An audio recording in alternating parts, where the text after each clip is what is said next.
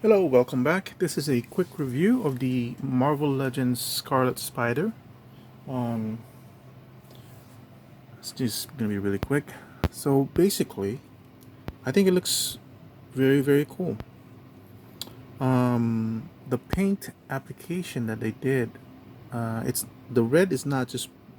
I don't think it's just regular plastic because there's a shininess to it, and when you're bending the knee to look at this part, which is a little bit duller, you can see the other parts are more shinier. So it does seem to have a sort of glossy coating on the red. And the gold paint is also well done. So it is very reminiscent of how it looks like in the comic books. Um, the figure looks really great. Um, it has the pinless technology, which is excellent. I didn't think much of it before, but now that I'm seeing it in pinless figures, I like it all the more. Um, One of the disappointments of the figures that other people have had are these, I guess, tentacles or legs. Um, I I thought originally the it had four. Having three kind of weirds me out. But getting past that design choice, it's really not that bad. So it's got articulation here at the base, and then you can swivel it, and then it has a secondary articulation here, and then finally a third articulation here at the end.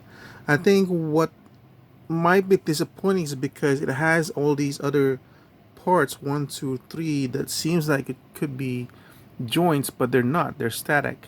But just these three alone, one, two, and three down here, it's enough to basically form whatever you want. You know, so I'm okay with it. I'm not disappointed with it.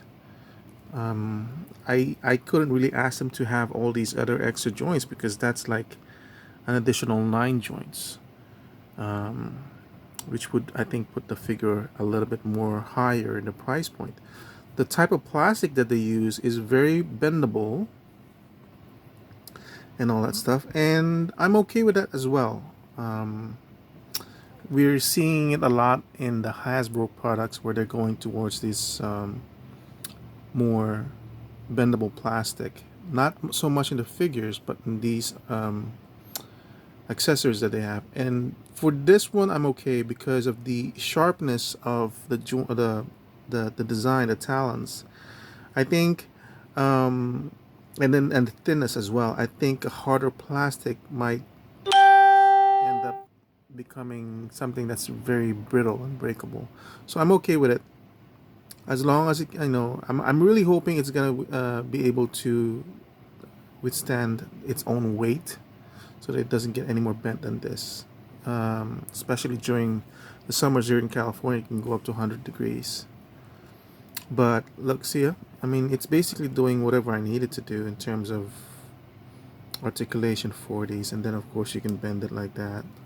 I just have the third one as to help it stand.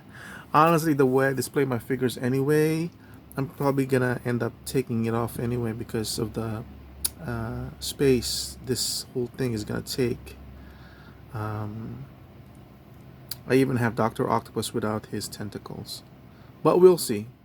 We'll see. I'm kind of reorganizing my display anyway. So anyway, articulation goes pretty high, really well. Doesn't have any kind of side. It has a little bit. I really love these chest butterflies like that. Obviously, just like any other Marvel figures, it has all the articulation you could possibly want. All right, and bend forward is pretty good. Bend backward. It's a Spider-Man figure, so we do expect all that maneuverability, and it does not disappoint as far as I'm concerned. For my figure, I'm not having any problems with any of the joints being stiff or glued together.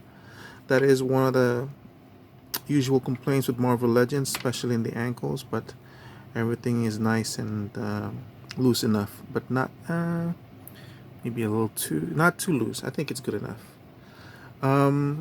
What was the other thing I was gonna say? Ah, the other one is the hands. We only have this pair of hands included, close-fisted. I really wish that they had opted for a second pair. Um, because of the way this plastic is, you really can't use any other of the Spider-Man hands um, to substitute or to use, so you're kind of stuck with it. But other than that, the figure is very awesome looking.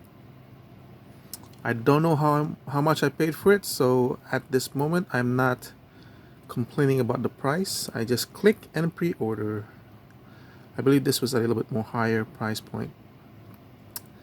So, but still, I'm holding it now, and I'm not regretting buying this because I do want to finish my Spider-Man's or unique Spider-Man costumes. Right?